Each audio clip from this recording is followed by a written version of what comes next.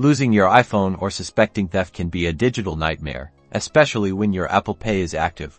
But don't panic, I'm going to show you how to lock your Apple Pay card quickly and easily. First, grab another device, iPad, a computer, or even a friend's phone. Open the Find My app or go to iCloud.com.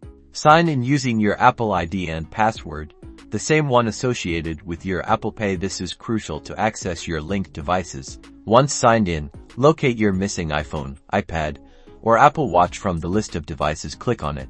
You'll see several options. Select Mark as Lost. This immediately locks your device and prevents anyone from accessing your information. The next important step is to either suspend or remove your cards. Follow the on-screen instructions to suspend or completely remove your Apple Pay cards from the lost device. Suspending temporarily deactivates the cards. Immediately contact your bank or card issuer to report the loss or theft. They can provide additional security measures and potentially cancel your card for a replacement. And that's it. You've successfully locked your Apple Pay card, protecting your financial information. Don't forget to change your Apple ID password as an extra layer of security. Stay safe.